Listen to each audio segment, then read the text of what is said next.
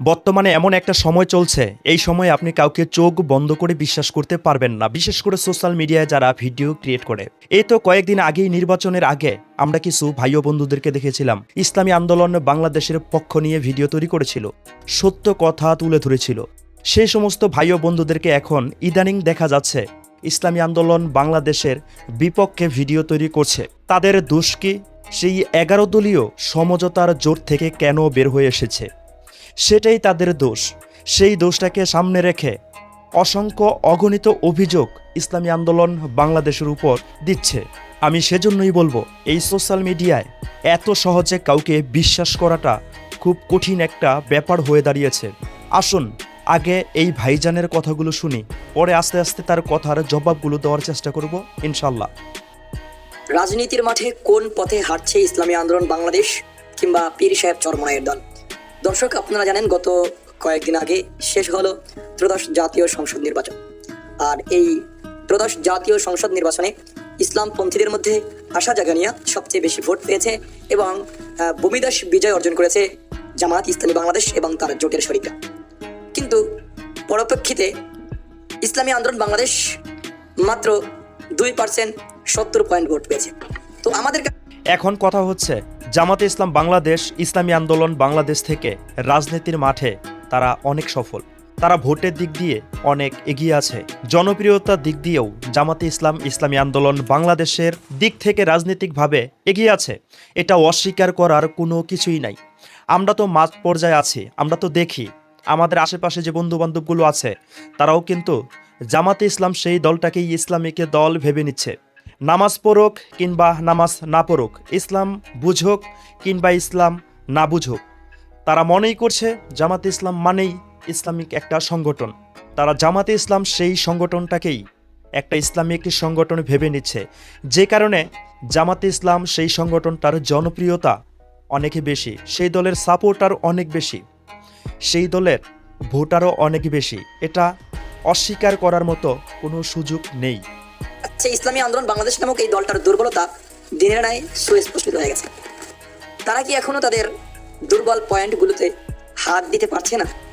তারা কি এখনো তাদের দুর্বল পয়েন্টগুলোকে স্বচক্ষে দেখছে না, নাকি তারা ইচ্ছা করেই বাহানা করছে? ইসলামী আন্দোলন বাংলাদেশের বিভিন্ন আসনে 1000 1500 ভোট পেয়েছে, কিন্তু আপনি হিসাব করলে জামাত ইসলামী বাংলাদেশ যে আসনে দাঁড়িয়েছে, যেখানে 40 50 60 70 80 1,10,000 1,20,000 1,40,000 ভোটের নিচে ভোট পেয়েছে, এমন খুব কমই আছে। আর তাদের সর্বোচ্চ ভোট হয়তো 1,40,000 ইসলামী আন্দোলনের, আর সর্বনিম্ন তাদের ভোট আছে বহুত 1010 1020 2000 3000। এত লজ্জার পরেও তারা কিভাবে বাইতুল মোকাররমের দক্ষিণ গেটে কিংবা উত্তর গেটে বসে জামাত ইসলামের বদনাম গাচ্ছে? তাদের কি একবার চিন্তা ভাবনা করে দেখুন, জামাতে ইসলাম ভোটের মাঠে ভোট বেশি পেয়েছে, সেজন্য জামাতে ইসলাম যদি কোনো প্রকার ভুল করে, জামাতে ইসলাম যদি কোনো প্রকার ইসলামের বাইরে কাজ করে কিংবা এমন কোনো কাজ করে জামাতে ইসলামকে নিয়ে সমালোচনা করা যায়, সেই ক্ষেত্রেও তাদের থেকে ভোট কম পাওয়ার কারণে জামাতে ইসলামকে নিয়ে সমালোচনা করা যাবে না, কারণ এখানে ইসলামী আন্দোলন বাংলাদেশ জামাতে ইসলাম থেকে ভোট কম পেয়েছে। এটাই হলো ইসলামী আন্দোলন বাংলাদেশের হয়তো বিশাল বড় একটা দোষ। ভাইজানের কথা শুনে এমনটাই মনে হচ্ছে, ভোট কম পেয়েছে সেজন্য তাদের লজ্জা লাগার দরকার আছে, এমনটাই বোঝানোর চেষ্টা করছে। আপনারা হয়তো কথাগুলো শুনছেন, বুঝতে পারছেন। আমার মনের কথা বলছি কদিন আগে আপনি আমাকে বলবেন আপনি তো কদিন আগে ইসলামী আন্দোলন বাংলাদেশের পক্ষ থেকে তাদেরকে ভোট দেওয়ার জন্য আহ্বান জানিয়েছিলেন। হ্যাঁ, জানিয়েছি, কিন্তু এখন প্রেক্ষাপট পরিবর্তন হয়েছে, সবকিছু চেঞ্জ হয়েছে। আপনারা হয়তো হজরতের কথাটা শুনেছেন, এখন প্রেক্ষাপট পরিবর্তন হয়েছে। কয়দিন আগে উনি নিজেই বলেছিলেন ইসলামী আন্দোলন বাংলাদেশের পক্ষে, এখন মুচুর ঘুরে গিয়েছে, এখন তাদের পক্ষে আর বলছে না। এখন কেন তাদের পক্ষে বলবে? তারা তো ভোট সংখ্যা কম পেয়েছে, তাদের তো জয়ের মালা গলায় আসেনি, তাদের মাত্র একটি এমপি হয়েছে, তাদের পক্ষে কেন কথা বলবে? তারা যদি হকের উপরও থাকে তারপরেও তাদের পক্ষে কথা বলা যাবে না, কারণ তারা ভোটের মাঠে, রাজনৈতিক মাঠে ভোট সংখ্যায় দুর্বল, তারা ভোট কম পেয়েছে। এই চেঞ্জ এটা এনে দেয় যে ইসলামী আন্দোলন বাংলাদেশ যদি জামাত ইসলামের সাথে যেত, ইসলামী আন্দোলন বাংলাদেশের সিনিয়র যিনি নায়েবে আমির মুফতি ফয়জুল করিম, তার ইজ্জত হারাতে হতো না। হ্যাঁ, আপনারা তখন জোট করতেন, এখন জোট থেকে বের হয়ে যেতেন, শেষ যেটা নেওয়ার সেটা নিতেন। আমরা তো দেখেছি জোটের ভিতর থেকে আল্লামা মামুনুল হক সাহেবের কি অবস্থা হয়েছে। তো ইসলামী আন্দোলন বাংলাদেশ সেই জোটের মধ্যে থাকলে যে মুফতি ফয়জুল করিম হুজুর সাহেবের চরমনাই জয়ী হতো, এটা কেমনভাবে আপনি বলছেন?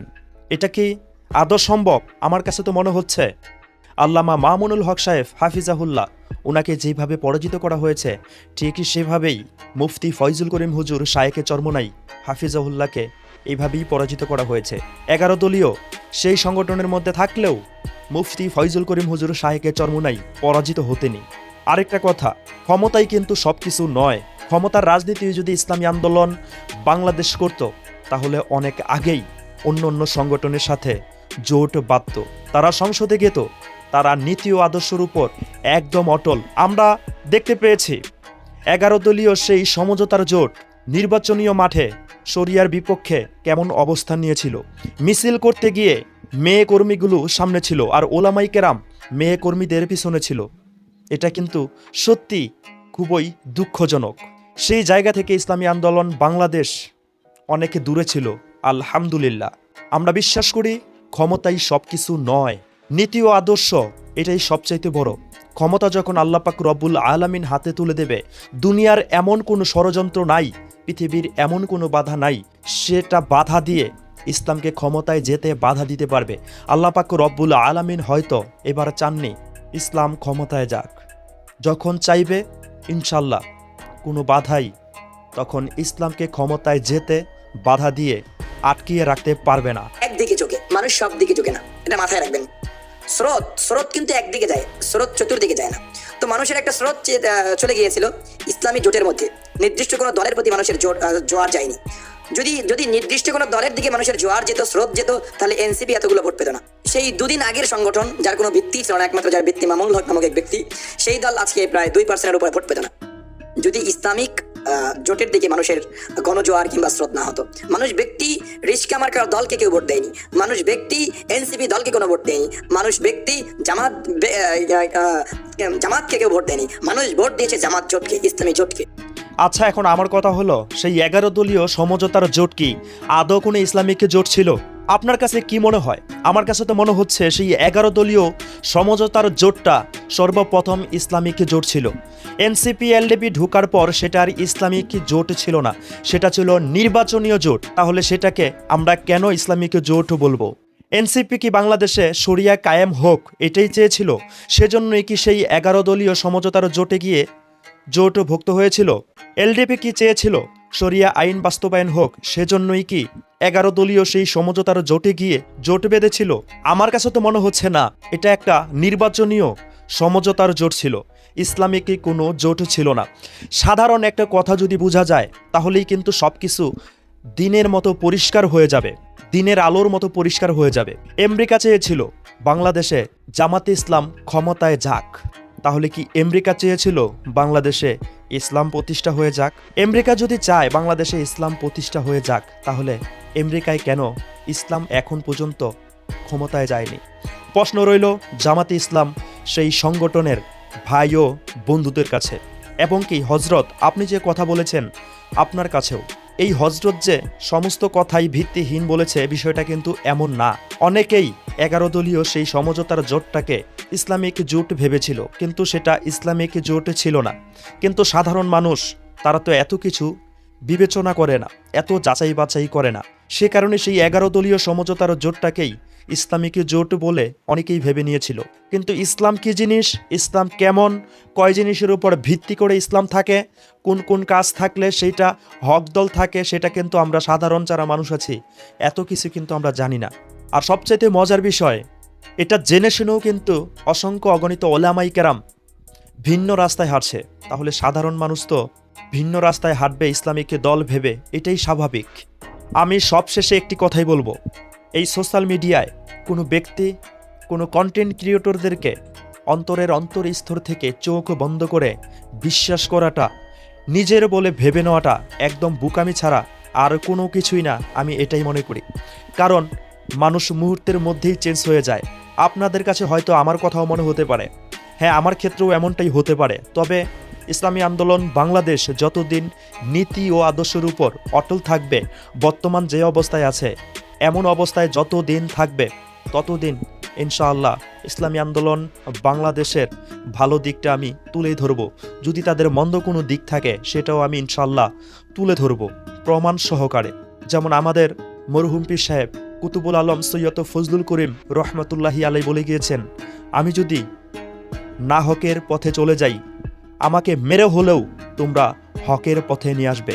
তো আমিও আমার সাপোর্টারদেরকে, আমিও আমার দর্শক বন্ধুদেরকে বলবো, আমি যদি ইসলামের বিপক্ষে মিথ্যা কোনো ভিডিও তৈরি করি, ভুল ভাল কোনো ভিডিও তৈরি করি, আমাকে আপনারা ধরিয়ে দেবেন, কমেন্টে লিখে জানাবেন। আমার ফেসবুকে ফোন নাম্বার দেওয়া আছে, হোয়াটসঅ্যাপ নাম্বার দেওয়া আছে, সেখানে ফোন দিয়ে হলেও আপনারা আমাকে ধরিয়ে দিবেন আমি কি ভুল করছি। আমি চাই না আমি ইসলামের বিপক্ষে কোনো পদক্ষেপ নেই, ওলামাই কেরামদের বিপক্ষে কোনো পদক্ষেপ নেই। আমি মানুষ, আমার ভুল হওয়াটা স্বাভাবিক, তবে ভুল হলে আপনারা ধরিয়ে দেবেন। যদি সত্যকে মিথ্যা বলে চালানোর চেষ্টা করি, অবশ্যই আমাকে ধরিয়ে দেবেন। এটা আপনাদের কাছে আমার একটা আবদার। সবাই ভালো থাকবেন, সুস্থ থাকবেন। আসসালামু আলাইকুম ওয়া রাহমাতুল্লাহি ওয়া বারাকাতুহু।